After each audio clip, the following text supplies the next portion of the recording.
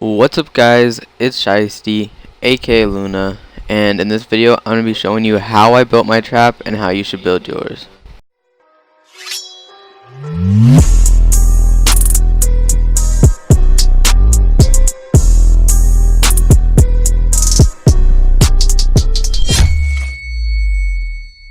First off, let's go ahead and start with heroes.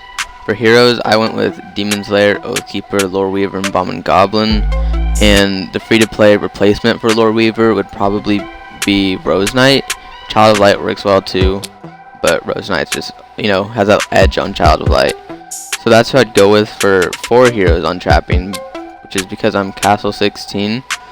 But there's a good chance you're probably going to be over Castle 16, so then you'll have 5 heroes to put on your wall.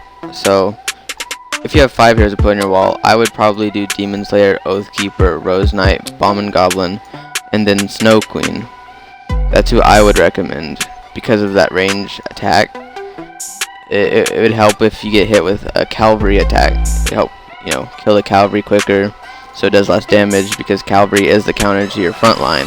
Unless you're a bigger trap and you're doing different style phalanxes and stuff. So that's what I do for heroes. And if we go ahead and look at my construction, I did end up just maxing out a lot of the stuff because it's just Castle 16 and it gives basically no might.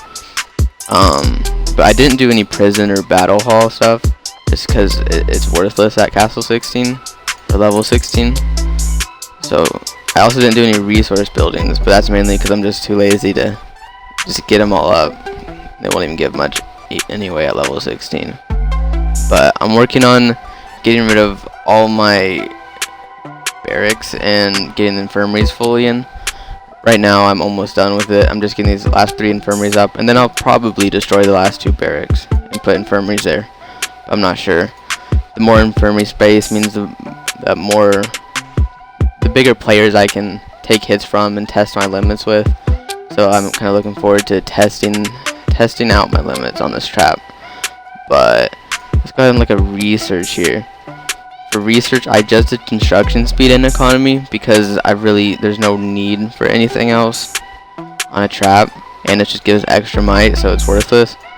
Defense I didn't do anything for because especially at level 16 it'd be worthless, but honestly at any level a wall is pretty useless unless you want to commit to gear and a bunch of other stuff, and it's just not worth it. It's not something I am interested in. And for military, I went with just like I just maxed out the infantry tree, and then I did the offense of course for ranged and cavalry. I didn't really mean to do any for ranged or cavalry defense, but I kind of got distracted and ended up doing it on accident. Didn't decide to unlock T2 ranged or cavalry just because it gives extra might. Like having the troops gives extra might. The research itself gives just 30,000 altogether, so it's pretty, that's not the problem. It's just I wouldn't want to have T2 in my base because that would give extra might and that would add up quickly. So that's what I did for military. Monster hunt, I just did the bare minimum so I could get to monster hunting level 2 monsters, and after that I didn't do anything else just because it's extra might and it's extra research that I just don't feel like doing. Mainly the might though, because I haven't had to do research for a couple months just because it's so low level that I can max it out in the first week or 2. For upgrade military, I just did the subsidies. Got the gladiator, archer, and cataphract subsidies, and the grunt up for the gladiators of course. But yeah, that helped a lot, especially building 6 million troops. That saved a lot of resources in the long run. And we can go ahead and look at the troops. This is what I have right now. I got 3 million archers, 2 million cataphracts, and then 1.25 million gladiators. And so the reason I went with this setup was I've always liked favoring archers over cavalry on my traps because I'm always paranoid about a cavalry march, because a cavalry march will of course counter your front line, which would be infantry, and that will do the most damage to you. So those cavalry marches are going to do 5 times as much as a ranged march sometimes because of that counter. So I've always liked to have more range so I can counter the cavalry quicker. and get them out of the way before they hurt too much of my troops.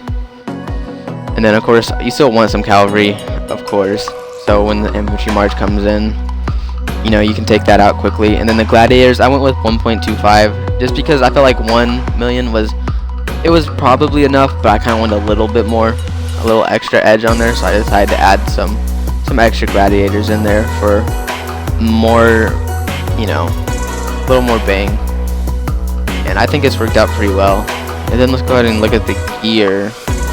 This is my war gear right now. I do plan on getting the fist up to gold on the next Blackwing rotation, and hopefully the Terror Vial up to gold too on the next rotation. That would be really nice. And then I don't think I'm going to get the Honeycomb Chaps up to gold, honestly. I'll definitely do some monster hunt buses, but I don't think I will. These Royal Stingers are a pain. They feel like they take forever to get. But in the next month or two, hopefully everything will be gold here, except for the Hedonic chest plate. That I don't plan on even getting to purple, because these glowing halos are super hard to get. I might end up building the Armor of Abyss just so I can have a full gold set and it'll look cooler, but we'll see. Then of course the Indulgent Visage and the Fiery Tomahawk, those are both really good free to play pieces.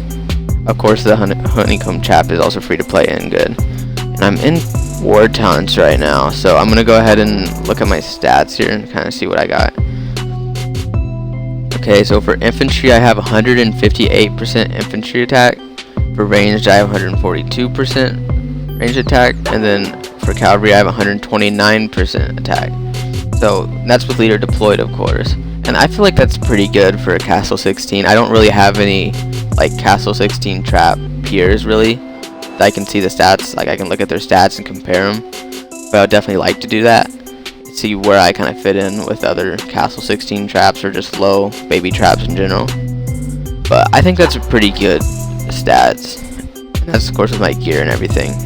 Then for my army stats, I got 10% army attack, 15% army defense, and what I'm really proud of is the army max HP is at almost 120%. I feel like that's really good. Army or infantry HP specifically is super important for a trap, to make sure you don't burn and to make sure your troops outweigh theirs in health and all that. So what else is there to really look at? I think that's honestly about it. I didn't do any familiars. I just got kind of lazy and I didn't even decide to like start them. I just can't deal with familiars. I've done them on other accounts and they take too long and they're too pay to play to even get to like a real effective level. So I haven't done that. Make sure to like the video if you enjoyed it and if it helped. I do want to go more in depth and do more commentary videos and just in general some tips and tricks videos. So look forward to that in the future. But yeah, thank you guys for watching. I'll see you in the next video. Peace.